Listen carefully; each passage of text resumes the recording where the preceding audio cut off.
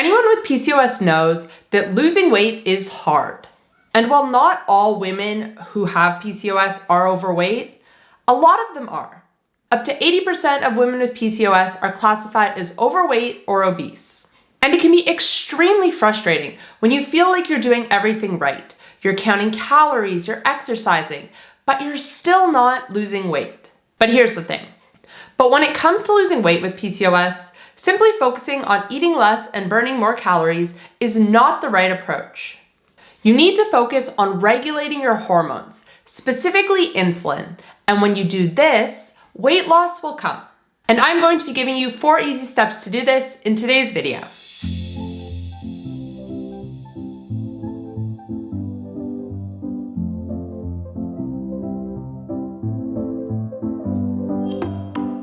Hey guys, welcome back to my channel. If you're new here, my name is Kate. I'm a certified health and nutrition coach. I post videos twice a week here on YouTube talking all things insulin resistance, weight loss, sleep, and more. So if you're ready to take control of your metabolic health, make sure to click that subscribe button.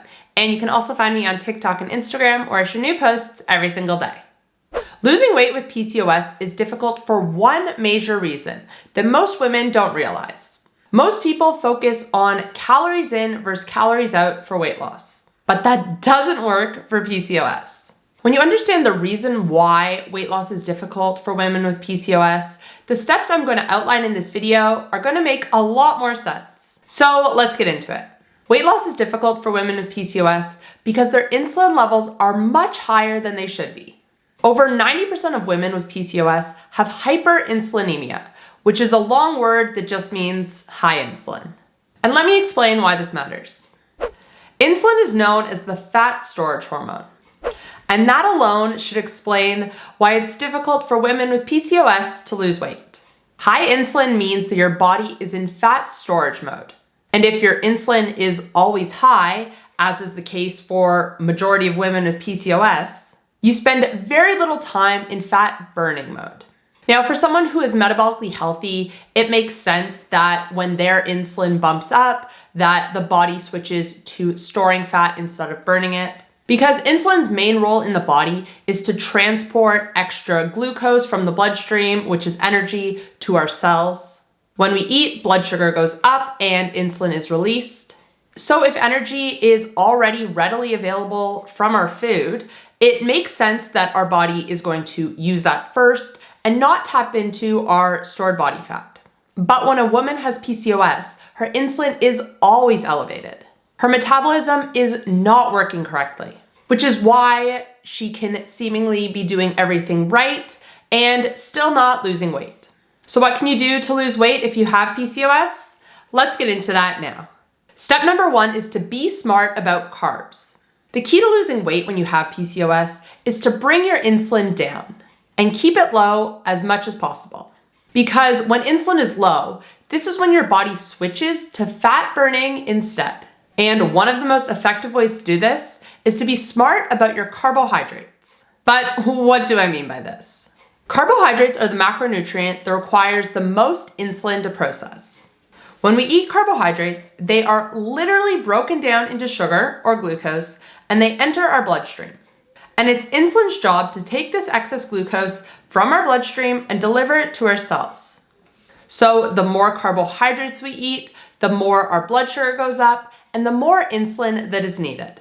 Fat and protein require much less insulin to process. They are broken down differently and do not increase blood sugar. So when I say be smart about carbs, there are a few different ways to do this.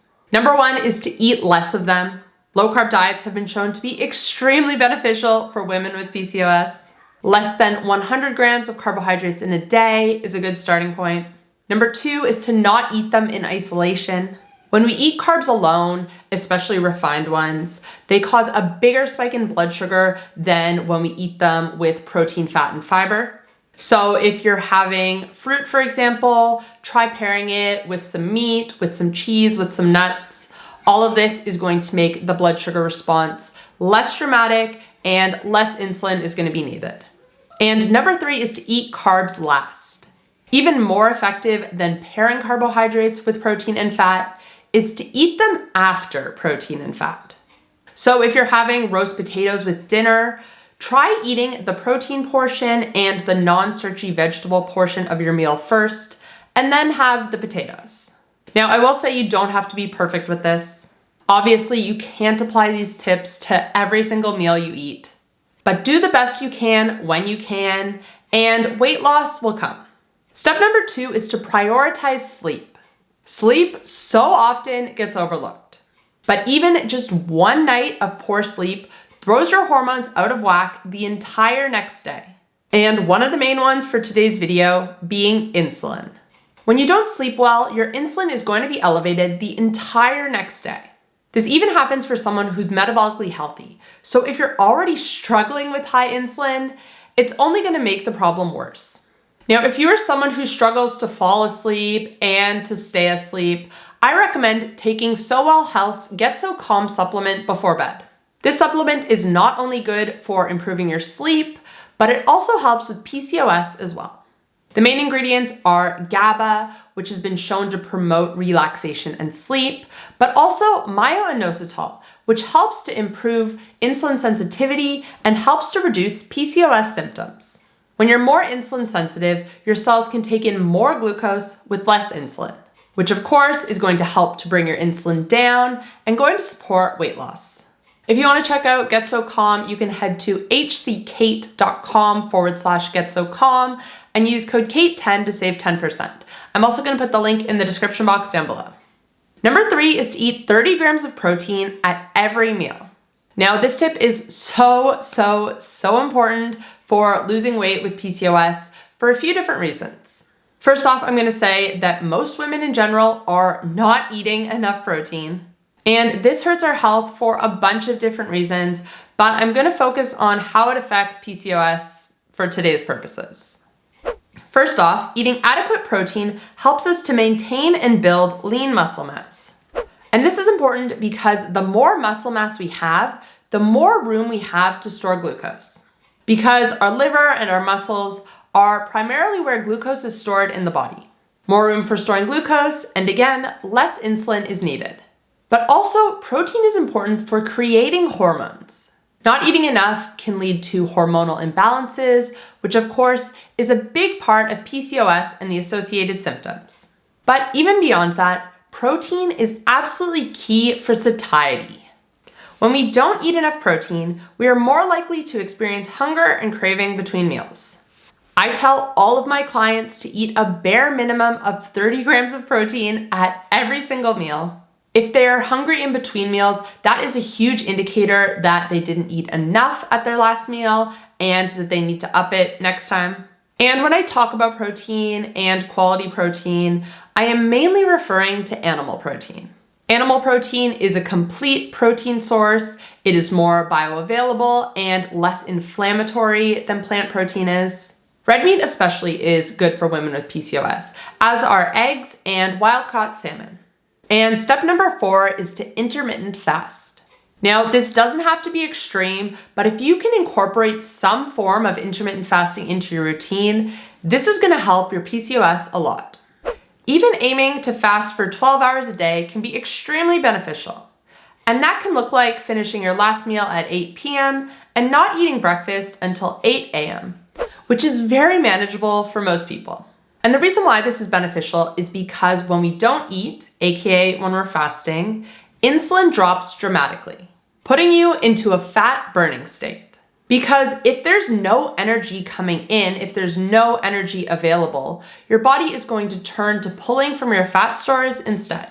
And that is literally why we have fat on our body. It's stored energy, and it's there to be used.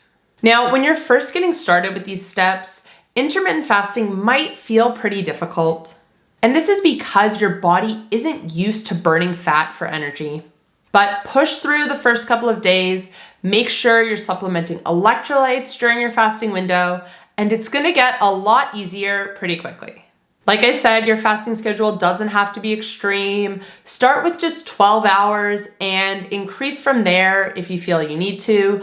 A lot of women choose to fast for 16 to 18 hours a day, and that works really well for them. And then they eat 2 big meals during their feeding window. Especially if you have a lot of weight to lose, then fasting longer might be more beneficial for you. Even if you only do slightly longer fasts a couple days a week, that's gonna make a big difference. And those are the 4 steps you can take to lose weight with PCOS.